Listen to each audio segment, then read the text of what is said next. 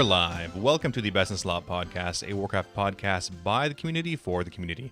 I'm your main host, Sparty. I'm here with my co-host, Midgettes. Midgettes, hello. How are you on this fine Sunday evening? I'm doing good, Sparty. I'm a little tired because you're keeping me up late. But other than that, I'm doing well. How are you? Good. I mean, it's Thanksgiving here in the part of the world that matters. And Thanksgiving is at a decent time here in October when it's time to harvest. So happy Thanksgiving to my fellow Canadian friends. Hopefully lots of pumpkin and good food in your... I was actually going to wish you a happy Thanksgiving until you said all of that malarkey. Fantastic. So I've wished myself and the rest of you a happy Thanksgiving from Sparty. This is episode 43, and today we'll be talking about the difference between farm and progression and really the impact on a raiding team. But of course, it is Thanksgiving, and it won't be a Thanksgiving podcast without what Midgets? Without just skipping to the second part. So the first part of our stream... I would be very thankful for that. Just so you know, I would be very thankful. Okay, well, you can tell me when it's American Thanksgiving. So the joke of the week, and I did tweet this one, so you guys do have a spoiler out there. So Midgets. Yes, Sparty. I went to the library and I asked the librarian for books on engine lubricant. She said they were in the non-friction section.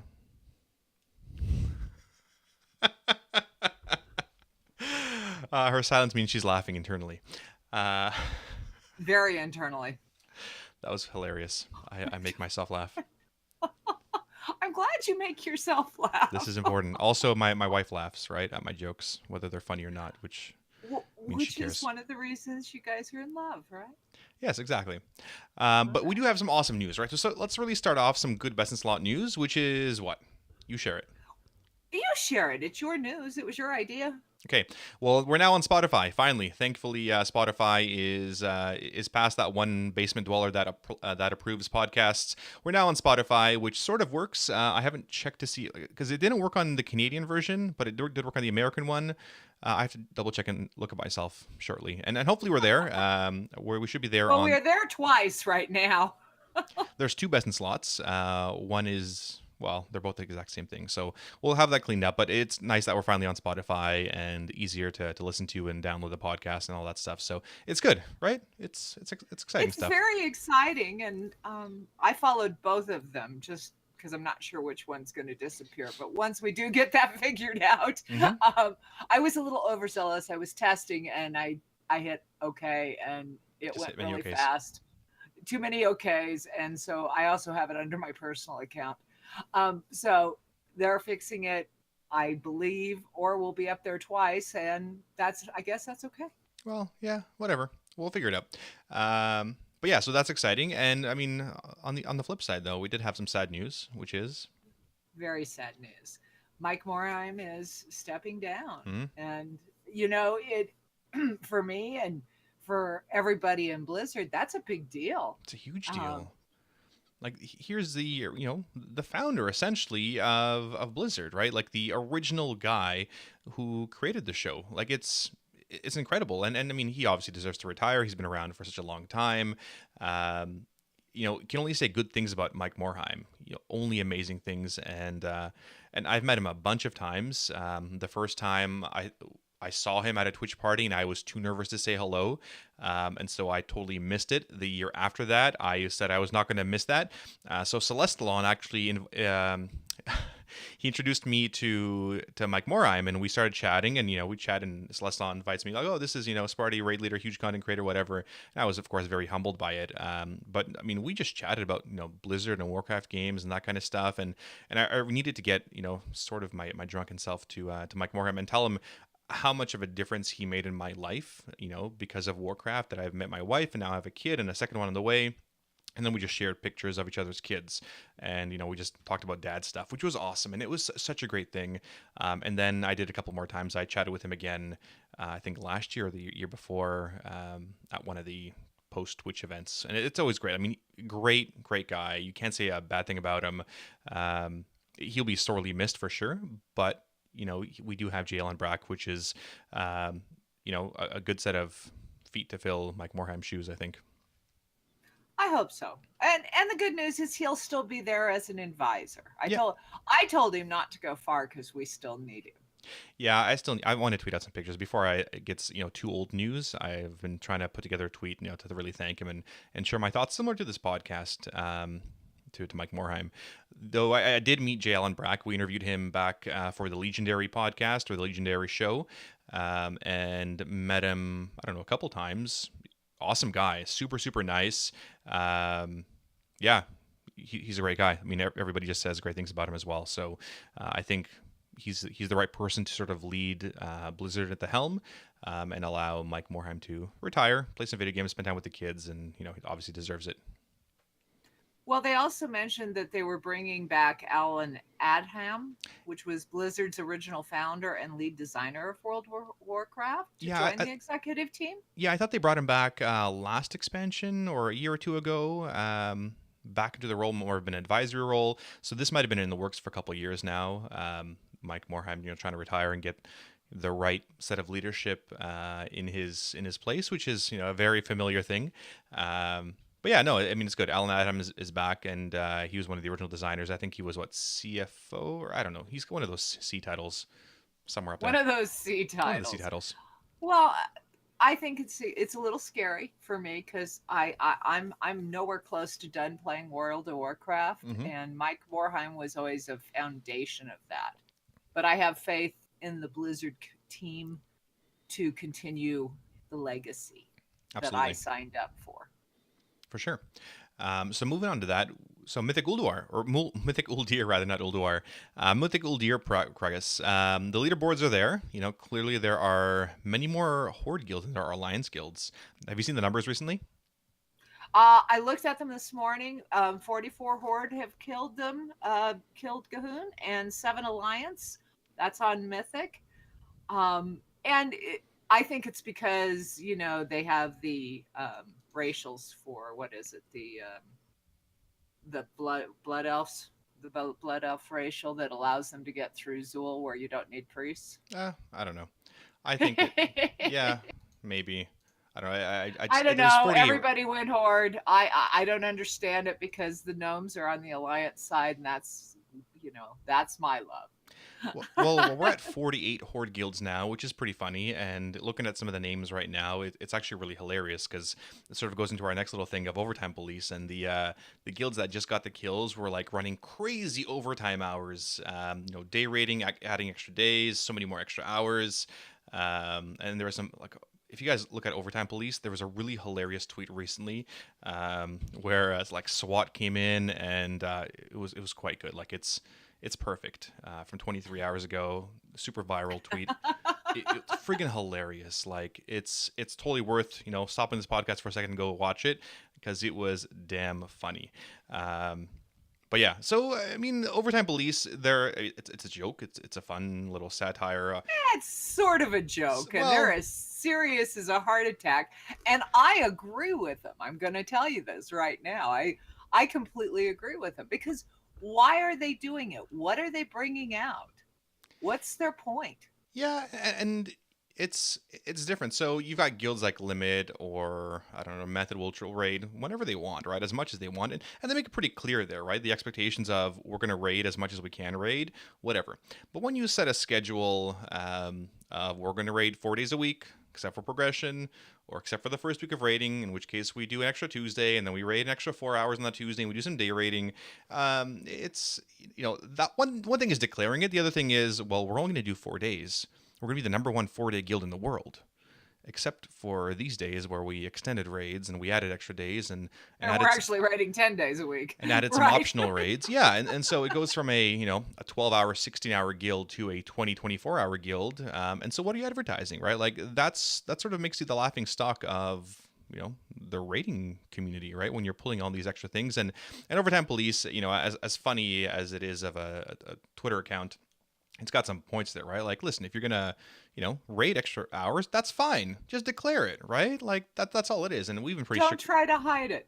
That's the thing. Yeah, I mean, and all the higher up players and raiders and people that are out there, they think the same thing. Like it's Yeah, it's a Oh couple extra well, pulls though, right? Like it's well, what's the real reason, right? It's is it really worth it? You know, U.S. or World 20 if you simply spent more time per week, right? If you beat another guild to a kill, but you spent twice as many pulls, right? What does your rank mean?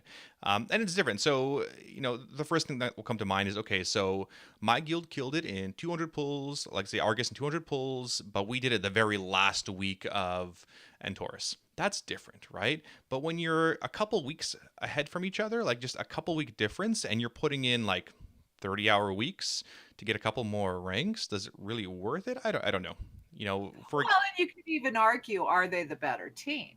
So, so for the guilds that didn't put in those extra hours, and they kill Gahoon next week, Mhm. and I'm not talking next month. I'm talking next week, and they did it within their time schedule. They really did it in 200 pulls, but they're US 25 instead of US 20. Who's really the better team? I mean, that's more of a rhetorical question. I'm not going to answer that one because Well, I'm willing to have the conversation. If Team Two just stayed within their hours and only rated 10 hours and did it in 200 pulls, and you rated 40 hours and you did it in 500 pulls, I'm going to go with the slower team. Sometimes being first isn't always best. yeah, well, unless of course, like unless you're those top guilds and you're just rating as much as you can, that's a huge difference. But you know, when you're in the 20s, 30s, 40s, 50s, you know, you're adding extra days, extra hours, you're adding extra days for heroic rating. Like that's just it's a big joke.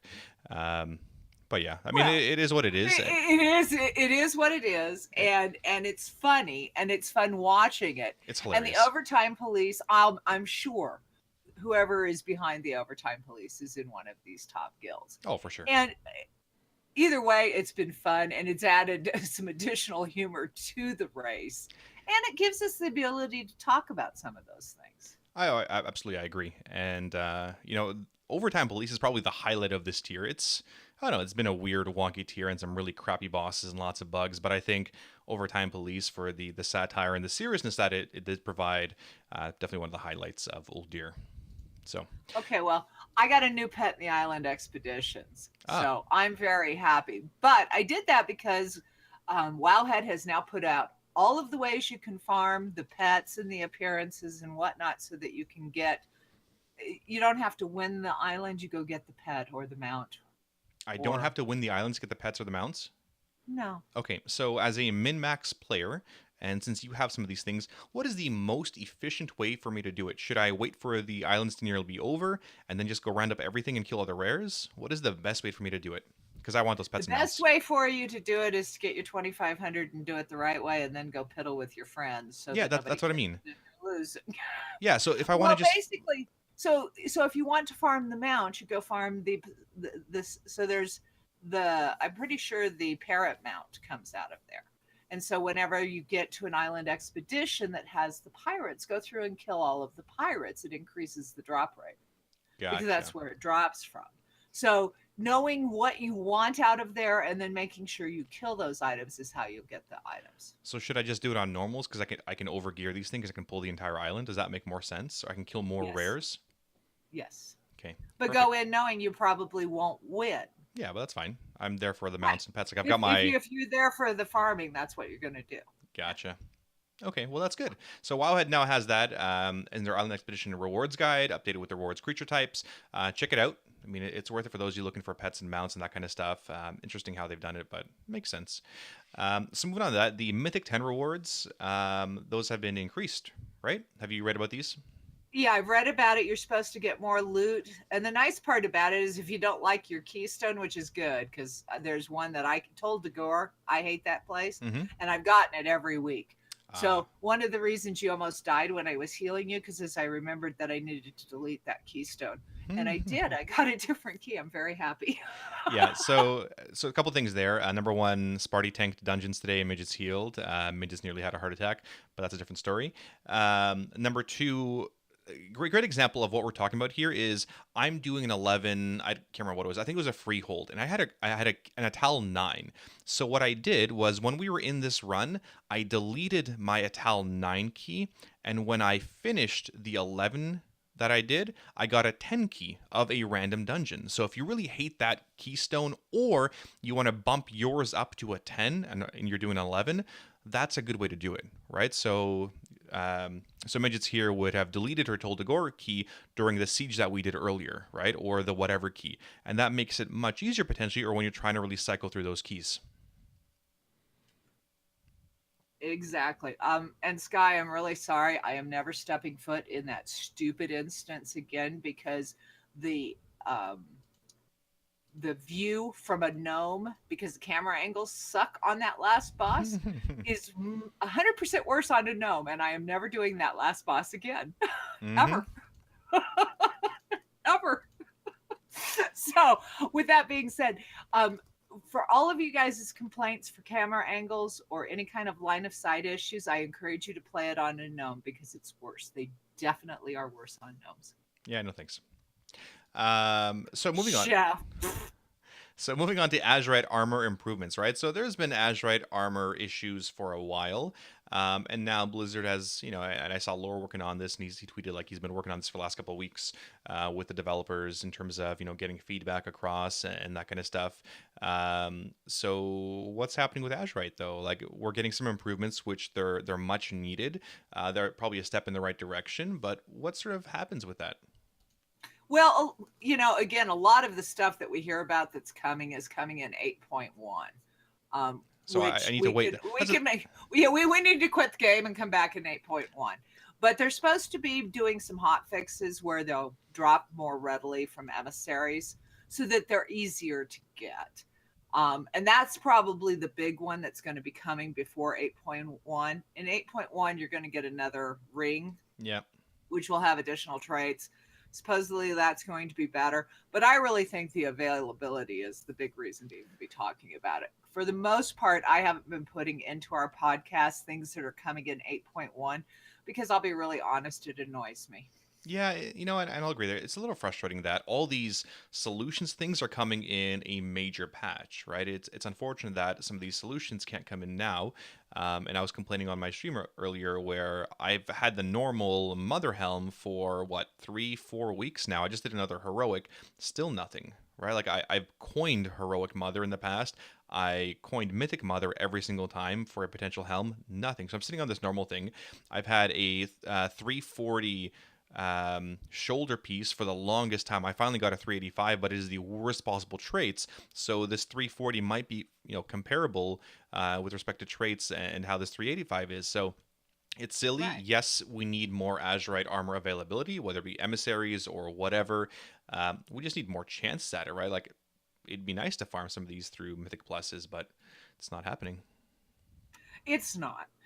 And so they're supposed to be increasing that drop rate, and supposedly that's supposed to come before 8.1, which is what I brought it up. Yeah. Another good tool that has come out is if you haven't gone and looked at Wowhead's class guides, they have developed and they continue to develop them into a really great resource. Mm-hmm. And now they've added Mythic Plus pages. So they've got the raids, they've got the tips, they've got how to play your class on a specific boss, and now they're doing the same thing with Mythic Plus.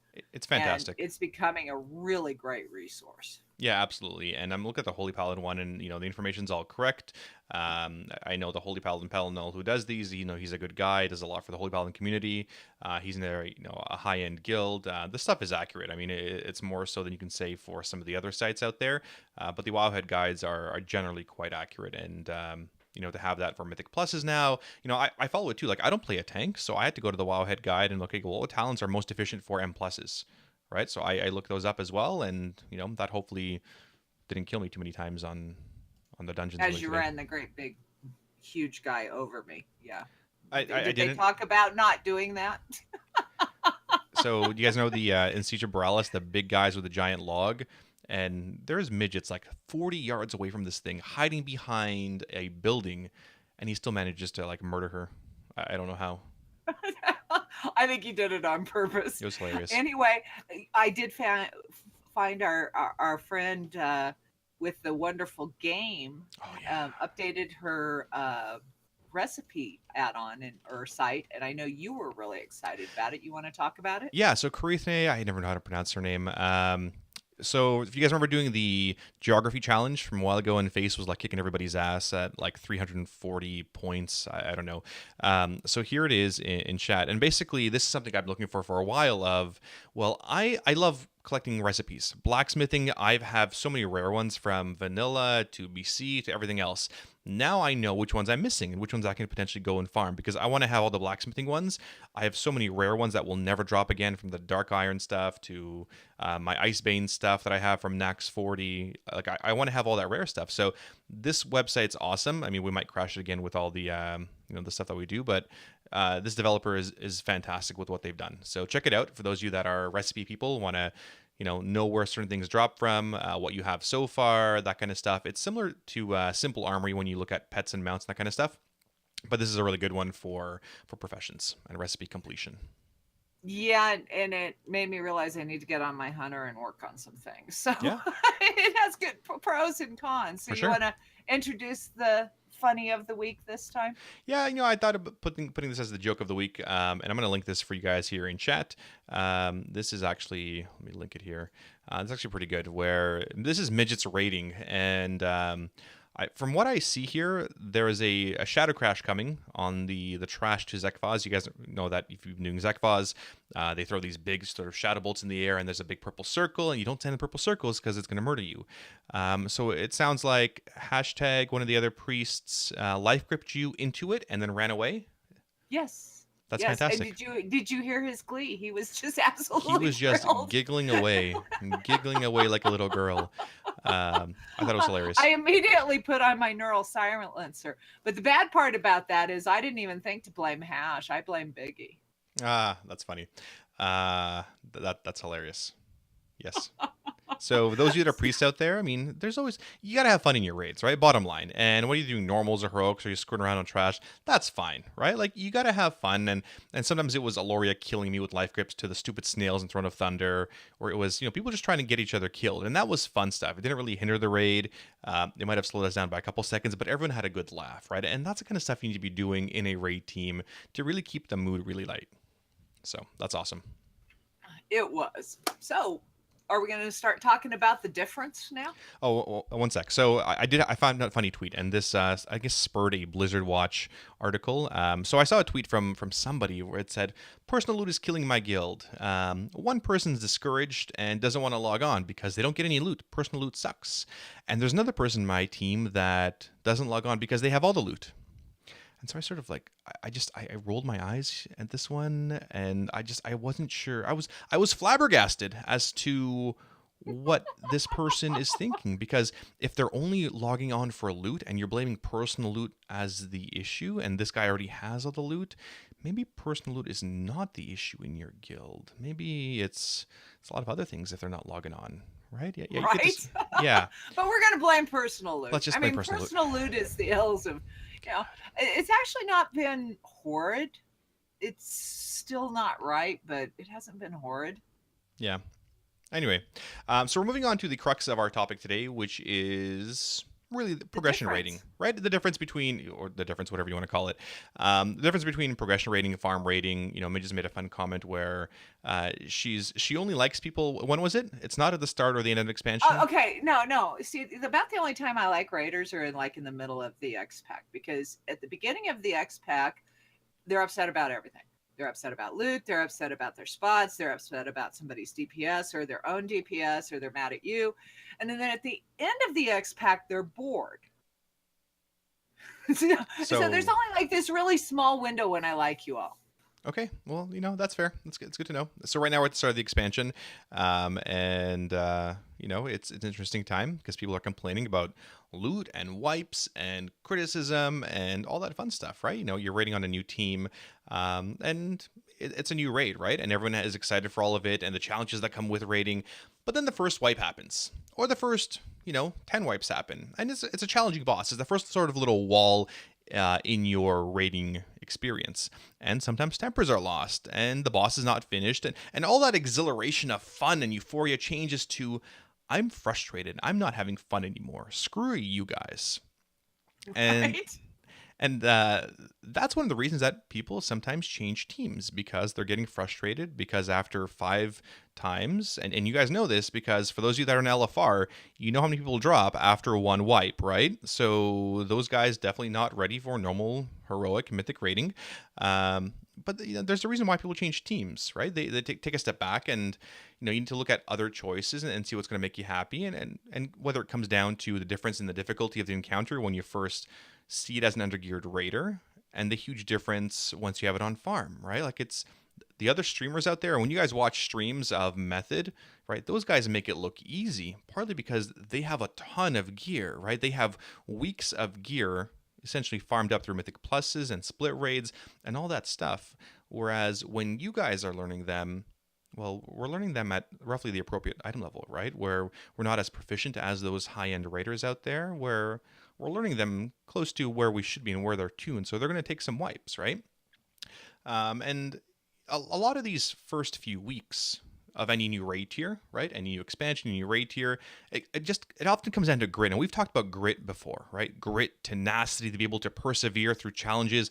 That quality is super, super important, super vital, right? The ability to quickly adapt and take criticism, constructive criticism, and recognize that the end result is to down the boss, right? Like, feelings are going to get hurt sometimes, but you're there to down a boss and obviously have fun, whether it's life gripping midgets or, trying to kill Sparty or whatever it is.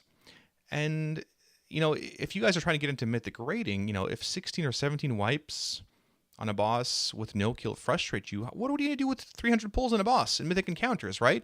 I had people apply to my guild and they had 1,000 pulls on Argus, and I couldn't believe it. Like, another bunch of people had applied with 700 pulls on Argus, and I couldn't believe that people survived through that many pulls. Like, we did it in like 300 and something, and that was comparable to most guilds. But like 700 wipes, that's a lot of grit and tenacity. First of all, that's incredible. But you look at what Deep Shades here posted, or tweeted rather, their wipe count for Uldir. So this was mythic with their high amounts of gear and everything else. So they wiped 0 times on Talik, obviously 8 times on Mother. Zekvaz was 8 times, Vectis 22, Fetid 133. That being said, many of those wipes on Fetid were just due to poor tuning and, decimals not being carried properly. Zul was 27 wipes until everybody just brought all the rogues. Mithrax was 184 and Gahun was 285. So not that bad. It's a fairly light tier. But again, 285 wipes on these bosses, right? They've had cumulative, 400... 500, 600 wipes on these bosses, and you need to be around to really push through them. You're going to wipe, right? You're going to lose many games out there. You play any sports, you're going to lose many games sometimes before you win any, and that's okay too. What is that football team that I keep referencing that really sucks? Chicago Bears, Browns? Cleveland I don't know. Browns. Cleveland, yeah, there we go. Browns, I think. Yeah, I think they got a tie, and that's their best record, so they didn't lose. I don't know. I don't follow football. But yeah, well, no, go ahead. What it is too, and it's interesting because if you look at this, we're 4 weeks into this new tier. Yep, 4 weeks. I'm still wearing a normal helmet. Yep. And you still got your normal helmet, and Kib is already bored, and I've decided I just don't like raiders. Yeah. So, looking at it, it's 48 guilds now. Many guilds have been ticketed by the Overtime Police, obviously. 7 Alliance guilds have killed Mythic Gahun, right? Close to 5,000 have killed Gahun. Was it Heroic, I think? Yeah, that was Heroic for the Heroic AOTC. Yeah, so 5,000 guilds. Keep in mind, that doubled from last week, because it was Talik was actually a higher, I believe, last week. Yeah. Talik. Yeah, for sure. And many guilds, obviously switch Heroic Gahun and go do Mythic Talik, then go back and forth. That's fine. But yeah, many have chosen to work on the first 2 Mythic bosses, as they're easier than some of the last encounters in Heroic, depending on your comp issues as well. And the transition from farm, from going from normals to Heroics and Heroics to Mythics, really, Gahun is still quite challenging for a lot of guilds. It's challenging. I mean, it's fun for some, but for other players and for other people, it's quite stressful. So I guess, where do you land with that? How do you overcome some of those additional challenges, and ultimately, how do you come back from a bad raid night, right? I mean, that's one of the questions we often ask of, listen, you've played like crap all night, you've wiped the raid 3, 4 times to really silly mechanics, or the raids had are just a really crappy night. People just have an off night sometimes, and that's okay. But how do you recover from a bad raid night, right? How do you sort of dust yourself off, go take a shower, whatever, do some jumping jacks, right? You've wiped the raid for the first half of the night. It's not like you because you're normally a good player, but it's tilting you, as the kids say, right? What do you do? How do you recover from those kinds of things? Because I think in order to be a successful raider, you need to be able to recover and to really, turn that frown upside down. Well, and you've got to realize when, and I'm sure even at methods level, and I'm sure they're quite more vocal about it. You've got the rest of your teammates going, come on, dude, you're doing this, blah, blah, blah. And the frustrations grow. And it's something that's going to happen. So if you're not doing something right, or if you're in a key position, which of course tank is one of those ones that is hyper focused on, Mm-hmm. and for that matter, healers, you can lose a DPS or two and not wipe the raid. But if you lose the tank, you're going to. And if it's because they're not doing something, then they're on the hot seat. So you've got 30 people looking at you going, what's going on? Don't you know how to play this game? You suck, dude. And it grows. Yeah, that was hilarious. Your impression of a teenager raider was hilarious. You suck, dude. I'm sure they're much more colorful in their language, but at the same time, like you're in a tank role or a healer role, and there's that much more focus on you, and your boss positions, your cooldown management is that much more important because if a DPS misses a cooldown, you're not going to wipe the raid, right? If a tank misses a cooldown, you're wiping the raid, and that's where the additional pressure is on healers and tanks and that kind of stuff. But I mean, how do you handle the input of you're missing a mechanic and not take it personally, right? So I was playing hockey the other night, and my team captain says to me, "Hey, you need to you're too high. I play a winger, so I'm too high up on the boards, and I'm not low enough. So basically, when they shoot the puck up the boards towards me, the other guy can get it before I can, and there's no point for me being that high. I'm basically cherry picking." And so he says, do this, stand right here, and this is why. And that's fine, right? Like, you're right. I totally made the mistake. Let's get better. And I guarantee I was not high along the boards the rest of the night. And it was awesome. And so, how do you improve, right? Like I say, midgets, you haven't cast, I don't know, one of your holy spells. On cooldown. You haven't cast paramending on cooldown. You're waiting like 4 seconds. Like between paramending casts, like it's sitting there. Are you just admiring your pets, midgets? Yes, I am. The logs are wrong. Oh, I see. The logs are wrong. The game is wrong. I'm doing it. Well, listen, let me tell you, this log didn't lie, and this log didn't lie. And look, there's a replay of you looking at your pets. You're not casting paramending. You actually went over there, you took out your pet, and you did a pet battle between paramendings. That's how bad it was. So don't give me. How bad it was. So yeah, I mean, logs don't really lie. And listen, you're distracted with your pets. I get it. That's midgets. It's fine. But how do you improve, right? And part of that is the attitude. And part of that is, you're right. Shit, that was really bad. Let me fix that, right? Like the attitude is one of those things that you can change that makes a huge, huge difference. It's, is Sparty being a jerk for pointing out that midgets didn't cast paramending on cooldown and yes, she was you were mean. Well, get over it, right? I mean, get over it. Like, listen, you're here to do a mythic raid, midgets, right? You're here to do a mythic raid, and you're wasting everybody's time by you running around in circles and playing with all the toys and the pets instead of casting paramending. Like, you're here for a reason. And the reason is, yes, tell us awesome jokes, but at the same time, it's to heal. And part of that healing toolkit is using paramending on cooldown. And obviously, this is a very, fake example that we're using, similar to other real examples that we've had. But, am I a jerk for pointing it out? No, but sometimes, and I'm not saying that you would ever do this, but sometimes the people pointing it out are annoyed. Of course, they're frustrated. Right? As they should be. Because you should know better. See, they expect more from you because they hold you in a pretty high regard, right? So it's disappointing and frustrating for you not to be doing that kind of stuff because they know you're capable of so much more. But here is midgets playing with their battle pets instead of healing. Come on. And then what? Well, and then this is where you find out who's really cut out to do raiding. because at the end of the day, what happens is how you respond next shows the team where you are as far as getting feedback. If you say, I quit, or you're wrong, or you want to have a The logs are 10-hour wrong. argument, No, or you're wrong. you're The logs are wrong, wrong. Yeah. the logs are wrong, within the team, they're not seeing that. But I have to say, though, at this point, when anybody says my bad, I cringe. Yeah, my bad. I really hate that one. My bad. Well, listen, my bad was bringing you to the goddamn raid is my bad, right? So I don't want to hear any more my bads. There's only patience for so many my bads before you're swapped out and brought in somebody else. And, Kib here and a bunch of the guys make a really good point. And that criticism is critical, right? And it's the tone and how. And when it's, a matter of fact, like, listen, midgets, you're not casting paramedic on cooldown. Or you're not using this on cooldown. What do you mean, Sparty? Yes, I am. I'm super defensive, and the logs are wrong. Okay, well, here are the logs. It's not as if, I'm saying, listen, midgets, if shit could shit, it would still be better healing than you. Like, I fart for more healing than you do, midgets. Like, there's ways, to be an asshole about it. And, yeah, you can chirp people. And sometimes, often if you've played sports, players chirp each other, and that's fine. There's a little bit of, like, motivation, and depending on your team and depending on the kind of players you have, sometimes they get they get motivated by that, right? It depends on who you have on your team.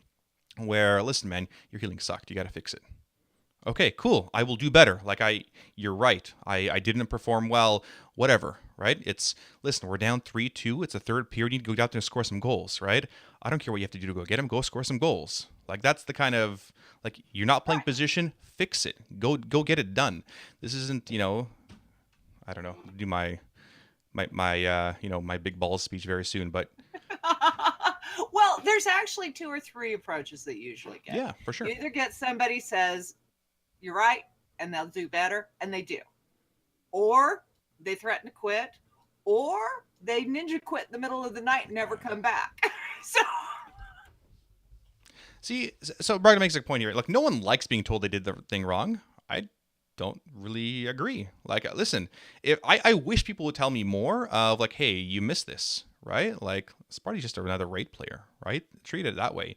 Whether it's playing hockey, I wish they would give me more tips, right? Like, I want to learn and absorb as much information as possible, and I want to be the best goddamn player out there, whether it's on the ice or whether it's in raid here and leading by example or pushing the ceiling numbers or mechanics or whatever, right? Like, I want to be the best person. If you've got a tip for me, share it. If you think I underperformed, tell me. I'm not going to be butthurt. Like, this isn't Care Bear staring bosses to deaths. We're here to improve the team, right? The spirit of perpetual improvement. We're here to help each other, right? And sometimes it's like, hey, Sparty, your heals were dog shit. Okay, cool.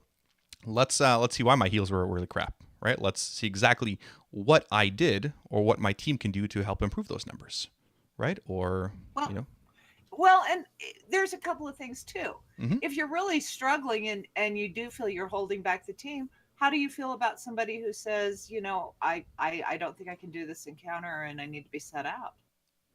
Okay, cool. I mean, listen, I want people with a positive attitude, and if you're going to have this what is it? Defeatist. Yes, this defeatist attitude, then I just want people with a positive attitude, like, that want to improve. Like, listen, you sucked. Okay, great. Let's fix it. Right? And, me saying fix it is listen, midgets, your healing sucked.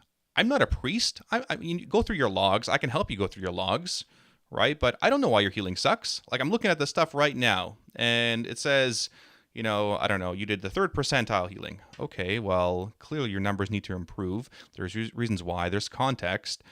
It's up to you as a mythic raider to figure that stuff out, right? And then have some discussions with us of, well, hey, I don't know, when I was hitting my divine hymn, that damn mystery verse stole it all with a revival. Like, that's how part of my healing is low. Okay, cool. Let's talk about that.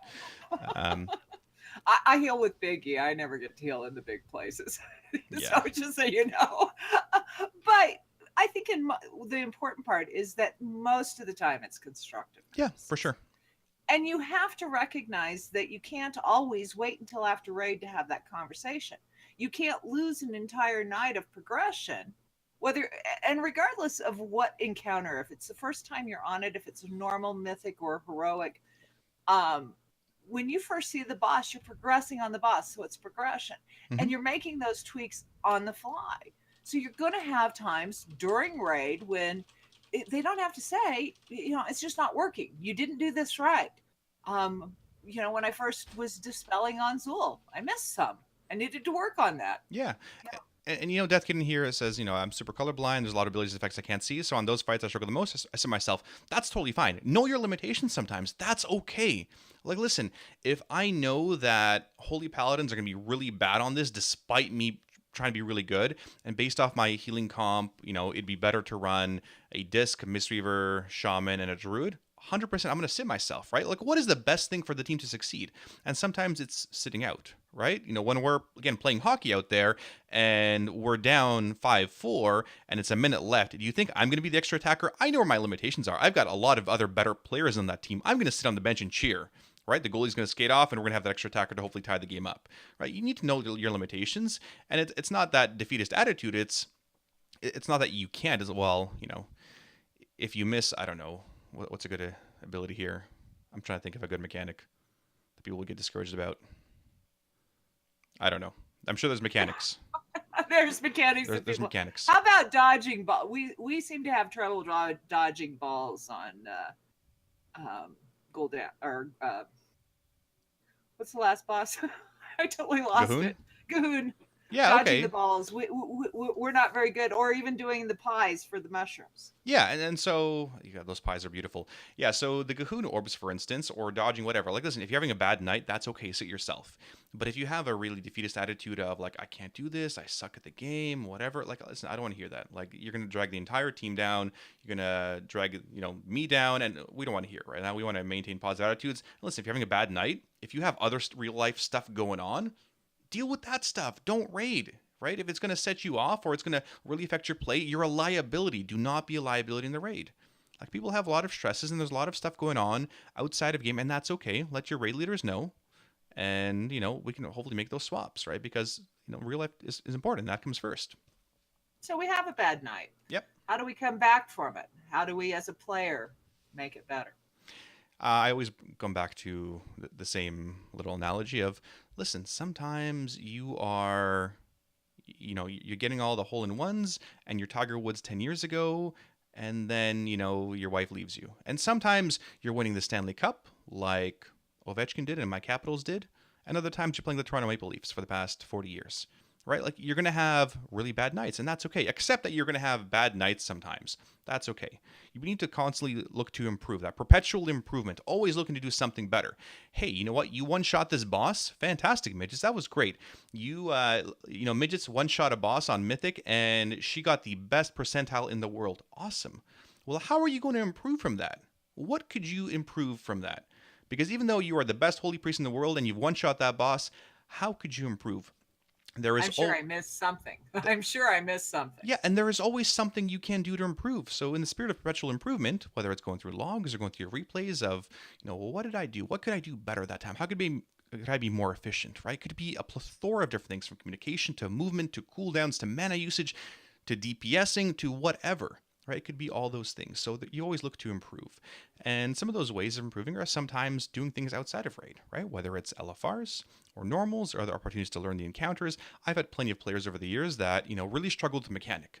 So they would go into the LFRs or normals or heroics, or they would ask for, hey, can we just put together, a quick 5-man, 10-man raid, just so like I can practice mechanic? Sure, that's fine. Like, whoever's around can do that. Or people would stick around afterwards to help our tank learn the Gahoon orbs, right, on our very first week. And that was awesome, right? There's lots of things to do there. You can be looking at logs. So obviously, WoW Analyzer, we went over a while ago of, well, what can you do to improve, right? Whether it's your uptimes or your paramending stuff, comparing logs is really important. Looking through Twitch streams, and often people will go to Twitch streamers that are doing really well, and seek outside advice, right? Like, listen, if I'm sucking, like if I'm out on the ice and people are always scoring when I'm out on the ice, what am I doing wrong, right? Please tell me. You got to seek that advice of, okay, well, how do we, pass the puck better here, or how do I heal better here? What am I missing, right? Based off the WoW Analyzer parses, or based off, what people are saying. See what they do as well. You want to steal and you want to learn and you want to do as much as you can from other people to help improve yourself. right? You want to constantly improve, and there's so many ways to do it. Sometimes it's weak auras, and sometimes it's sharing knowledge. And part of the sharing knowledge I did today was during our sale run of like, listen, look at these pies, look how easy this stuff is to dodge. Many of you guys are dying on heroic Cahoon because you're dying to little exploding craps in phase 3, right? The little red, I don't forget their ability name, but little red mushrooms, the pustules. But you can see here they're in a pie triangular pattern. You can see them when I zoomed out. I took a couple screenshots for people, and that made it really easy, right? So you share what you can, and you seek outside advice. Of oftentimes, people go to the channel here and say, hey, how do you do this ability? What do you do? Do you have some tips for holy paladining, for whatever on this fight? Sure. Wowhead's got some great guides right now as well. But I'm also like, I've been playing the game for 14 plus years, from a high world ranking to to playing 3 days a week now, and that's fine. I'm not above asking people for advice and help. I still go out there to ask other holy paladins of what they're doing and why, and that kind of stuff. Like it's important. You're not better than everybody else. There's always ways to improve. So constantly look to strive to improve. Absolutely. And you have to keep in mind too, Mm-hmm. especially when you go from the end of an expac and you are rolling your face on the keyboard and overgearing, and you've done the encounter for 6 months, and you know what you're doing, versus coming back into a new encounter. So it's exciting, but you don't know it, so you have to work a little harder. Yeah. What No. is the difference between expectations and reality? It's a fun one, right? Because I remember doing our very first flex raids about 4 or 5 years ago, and I had all these raiders that had just done LFRs, and flex was a new difficulty, and it was awesome seeing them wipe and seeing them learn all these mechanics, and then months later. They were just breezing through the stuff. Like, their DPS was so high and the healing was so great and they were so great with mechanics. But oftentimes it was that learning, right? The expectations of like, I'm going to go in there and steamroll normals. Well, we went in there. We thought we would steamroll heroics too, back in like Emerald Nightmare, and people got a huge reality check of like, listen, you can't be some slacking, DPS warrior and do whatever. You can't. Um, you know, Sometimes it's the prep. The prep is huge for it as well. Um, it's 4 weeks in now, right? We have a month in, I think, and you still don't know the mechanics. You still don't know the encounter. Well, how much time does it take, right? One of the questions we often ask is, okay, how much time does it take you to learn a mechanic? Well, do you want to see it? Does it take you 50 pulls to learn a mechanic? We had another conversation with one of our raiders, like, it's been 70 pulls unfetted, and you're still not sure what to do here? Like, well, what are you doing for the other 70 pulls? Were we wasting our time? So the expectations versus reality of like, yeah, I'm going to do well. Okay, well, when I get into progression, it's a whole different ball game. It's a whole lot of different prep and execution. It's a huge difference. So it's important. I don't know, how are things with your team in terms of expectations versus reality? Well, I think for my team, I think it's a new team. And although we're going to be working towards Mythic, it's a green team. So our tanks are learning, our leadership is Mm-hmm. learning, and the team itself is learning to play together. I think we've done really pretty good. But not everybody agrees. And so they're like, you mean you guys aren't, 4 of 8 Mythic already? No, no, we're not. Yeah. So I think their expectations going in were a little high. And I think that within the learning and growing of a new team, there's a lot of things that, for example, the cohesiveness of Death Jesters isn't there yet because everybody doesn't know each other yet. So, for example, this player has trouble with this mechanic. And I watch you, Sparty. I've watched you heal for 5 years. I know they're going to take damage there, and you're healing them as they're taking that damage. We don't have that yet. So we're still learning not only the encounters, but each other. Mm-hmm. So I think everybody's expectations were a little high going in. Yeah, and that's fair. It's totally normal for players to be overconfident going into a new raid tier. You see some of the other teams, for instance, in Zeros to Heroes, breezing through stuff, but they've had a fairly cohesive unit for a while. And then you have a new raid team, and you're struggling to learn each other's voices and how each other tank and heal and that kind of stuff, and learn where each other's strengths and weaknesses are. So progression really does have additional challenges, right? Leaders feel the pressure. There's a ton of pressure, trust me, because the team's looking for them to set the goals and overcome the obstacles of learning these new encounters. So you want to do so as smoothly as possible and still have fun, but ultimately kill the bosses because you're there to raid.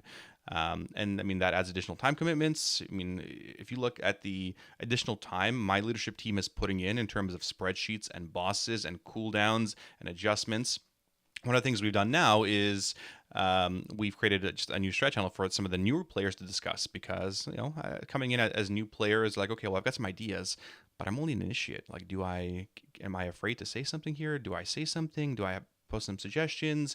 Is it gonna sound too cocky? Like, the perception and the optics of it are really important too, and obviously so is the tone. But we wanted to really push that strat portion of some of our players that may not necessarily be in the leadership positions, but have some talent and have a lot of use and ability there. So we brought those guys in, and then oftentimes when you're doing these bosses and you're learning. Sometimes you need to find, well, really you need to find solutions all the times, but sometimes it's the maintenance. It's sometimes just listen to a player complain, right? And that's okay too, but you need to take those complaints and you take those issues, and how can you improve? How can the guild improve? And it's not just perpetual improvement for yourself, it's perpetual improvement for your team and for your guild. And yeah, like you said earlier, the expectations versus reality. All the teams want to go in there. It's a new tier. Let's go blast through this like it was on farm. Well, no, let's take a step back and realize what you're going to be killing, right? It's not going to be as easy as it was on farm last year because you were doing it for 3 to 4 months. So going into it, you need to set goals, right? So every week I set a goal with the team. What do we want to be doing this week, and by when? Right? Like, by which day do we want to be killing all our farm bosses? And then how much time do we want to spend on the next mythic boss? Right? That's the goal. It's pretty clear. We set the expectations. Everybody knows what's going on, and go. Right? So that's our sort of setting the pace and managing expectations a bit. Well, and what do you do though when you don't make that goal?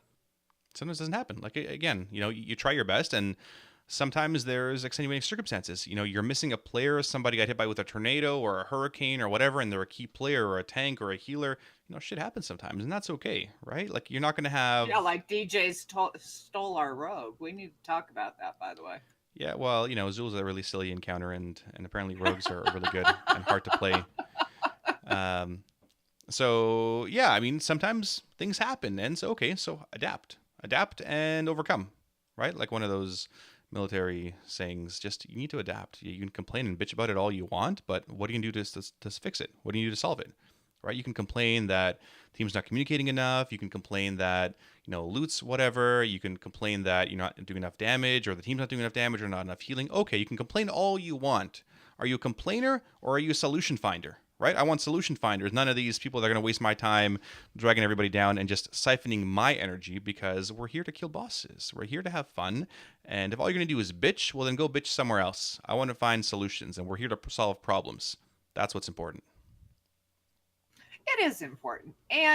But you also have, so we had both of our teams this week sort of hit walls. Mm-hmm.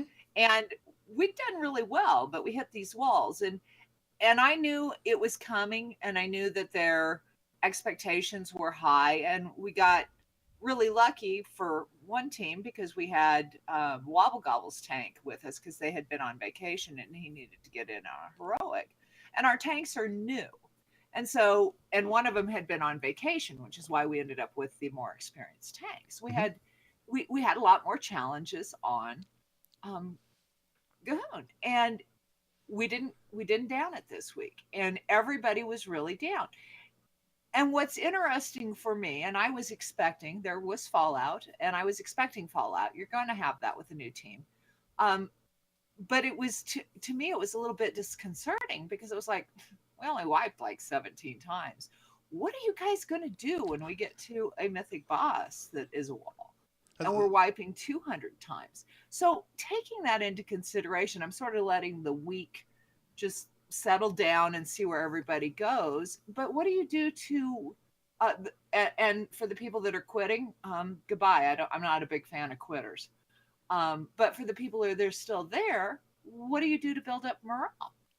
Well, I often go back to the whole method example of, if you guys see method stream now, or or even in the previous expansions, stuff's on farm. They're a world first guild, but they're also wiping, right? Like they're also still making mistakes. If some of the best players in the world can wipe to bosses they've killed before and guaranteed they're better than all of you, then what? Is it not okay for you to wipe 17 times because you have new players as well? They're a pretty cohesive unit and they've got a lot of gear, but they're still going to make mistakes, right? And it is okay for your team to make mistakes. And you need to realize that you're just gonna have bad nights or a bad week sometimes, and that's okay. But what can you do to improve, right? You need to shrug it off and go have some fun, go do some jokes or whatever, and shrug those things off, right? If you look at sometimes people are getting upset with somebody's wiping the raid. So Joe is wiping the raid. Joe is the reason. So this is a good bit of hyperbole. Joe is the reason that the last 200 wipes have happened. Joe is frustrated because his mistakes keep getting pointed out, and the team is frustrated because the same mistakes keep happening. So Joe keeps wiping the raid to mechanic that he can't learn after 200 pulls. Everyone has their own learning curve. That's fine. But the entire team is frustrated. So whose fault is it really? What do you do? Are you a bitcher or are you a problem solver? Like if you're in a leadership position, are you going to complain? Joe, it's been 200 pulls. Like, what are you doing? Okay, so Joe's clearly not at the level of rating that you'd expect from a raid team. It's probably up to the raid leaders to swap Joe, right? 150 pulls ago, right? It's definitely not on Joe because Joe's, maybe he doesn't have the tools. Maybe, I don't know, maybe he's half asleep. But why are you still having Joe in the raid? Sometimes you don't have much of an option, right? Sometimes your roster is so lean that you need to do what you can, and people are going to get frustrated. Fine, but maybe you just need to swap Joe a while earlier. And yeah, if you're in some of those pivotal roles of mechanics, or I need to interrupt this, or I need to tank this, and I'm the reason why wipes are happening. Again, you're gonna have bad nights, but how can you improve? How can you do better than the last time? Right? Maybe it's going to take 200 pulls for the guild to kill the boss, and hopefully they're not all on Joe. But that's sometimes what it takes, right? If every single pull is slightly better, that's what's important too. Right. And one of the things that within the weekend team, because it's a community guild and we don't really have, we don't recruit outside of the guild, we have a lot of duplicate classes. And in this case, some of our challenges were on the tanking side of it. Mm-hmm. And we don't have another tank. And so it was like, okay, so we kept trying to go and working on the problems and working through it. But you have to recognize that even the more experienced teams, when they go in and have these new encounters, encounter problems. Mm-hmm. And if you look at, for me, I go and look and see how the other teams are doing in the guild. And I'm pretty pleased with our progress. I think both teams are doing really well. And I think that some people don't necessarily have the mindset to necessarily be on a new growing team. Yep. And that's okay. People need to do what works for them. Mm-hmm. But what I want to do, and as it's evolving, and I'm sort of letting it evolve, there's, okay, you want to go somewhere else, go. Because what I want are people that are going to sit and work with the team and Absolutely. grow the team, because we don't just have new tanks, we have new leaders. And so they're learning leaps and bounds from where they were 8 whole raid days ago. And so you have to guide that. And my biggest challenge this next week, I think, is going to be to work on the frustrations from, for things that are not big deals. Because some of the frustrations, frankly, rank up there as get over yourself or go get alive. But some of them are very real frustrations. And so how do we improve them? Yep. And I laughed tonight because I helped another team. And I sent to our raid leads, I said, see, it's not just our tanks, because I got annihilated because the ads weren't pulled off of me and they killed me. Mm-hmm. So it's not just our tanks. So we're all learning. And healer aggro is still a thing. Yeah, no, absolutely. And yeah, I learned healer aggro one of my dungeons earlier today. Yeah, and that's exactly right. I mean, it's perpetual improvement. It's having the right attitude, and part of it is, in Zero to Hero, there's a lot of new leaders, leaders that are green and learning how to lead for the first time, and we're trying to, guide them in the right direction and give them enough tools and make sure that they have enough of a push and support behind them in order to run these teams successfully. With 10 raid teams, it's a ton. It's a ton of bandwidth and support to support all these players. So yeah, people want to quit. Fine, quitters can be quitters, but I'm looking for players that want to put in the effort and want to help build up a team. And if you don't want to be part of that, that's fine. Okay, I'm sure there's another team that will maybe allow you to join, and when that going gets rough, I'm sure you can quit again. But yeah, that's exactly right. Right, you need people that are going to persevere. And the other big thing I do want to point as a big piece of advice for players, and for raid leaders, is you need those corrective actions. Right? One of the biggest frustrations that players often have is, well, Joe's wiping the raid, but nothing's being said because they're just too nice to Joe. They don't want to correct Joe. Joe has no idea what he's doing, and so nobody's correcting him. Or Joe is, the raid leader's boyfriend, and nobody wants to yell at Joe. And so everyone else is frustrated.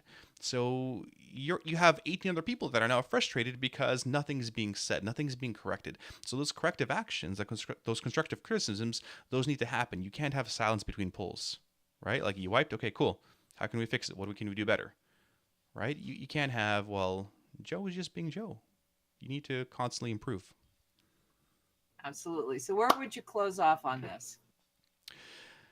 Well, what do you do to for a leader to solve a problem, right? You need to constantly tweak between raids rather, fix things between raids, and sometimes that's logs. Sometimes oftentimes it's chatting. It's chatting with players to see how they're doing, or to have those conversations to maintain relationships, right? Sometimes people have those bad nights, and that's okay, right? People are always gonna have a bad night. You're always gonna have a bad raid night, and sometimes you're world first and you play like a method, and other times you don't do another clear and you get second place. And you're going to have those first and second sometimes. You can have good nights and bad nights, but it's important to constantly build that morale and tell people they're improving. And we're doing a sale run earlier today, and we had a lot of buyers, and it made things difficult because a lot of them were in melee and a lot of them were running around, and so we wiped. And there were other issues as well, but that's okay. Like, that was a bad pull, right? It was totally a bad pull. But at the same time, we readjusted things. We asked our buyers to die after they tagged the boss, and that way, they weren't running around. Yeah, we lost some of their damage, but it's fine. But you need to just look at that improvement, right? You need to celebrate that success. But keep the team focused. So if you have a bad raid night, okay, you're gonna have bad raid nights. How can we improve as a team? What can we do better, right? You want to constantly build that morale, right? Showing them how they've improved. Hey, listen, guys. We didn't kill the boss today, but we did 20% better, right? Like, that is a huge improvement. It's tremendous. You want to set those goals, and whether you're working on a boss or working on a raid tier, have those goals set of which bosses do you want to down this week. What is your goal? Sometimes you'll meet those goals, sometimes you won't. Sometimes you'll hugely surpass them. And when you're passing these goals and when you're doing well, it's super important that you celebrate these successes. That is the most important thing. Celebrate the successes of your players, of your guild, of your team. Right? If the leadership team has a great strat together and they blow things out of the water, let them know. Celebrate those successes. It's important to pat people on the back, and it's important to to make those corrective actions at the same time. But yeah, celebrate those successes. That's one of the biggest things, because when you pat people on the back, when you catch people doing things well, they're going to continue doing those well, right? If you see people doing, good moves, good mechanical stuff in a raid, let them know sometimes in the middle of the raid that they're doing something really well. But at the end of the day, raid reset is a brand new day. Anything else to add, midgets? No, I think that's the raid. And let's have the next raid reset be great. Absolutely. Tomorrow is a new day, or Tuesday is a new day for us North Americans. And yeah, raid reset is a new day. Come back stronger, better. What can you improve? Have a new goal, and have fun. Have a good attitude. With that, guys, we're going to sign off for the evening. Thank you guys for watching, listening, maybe on Spotify. Have a good night. Be excellent to each other. And as always, live your life heroically. Have a fantastic evening.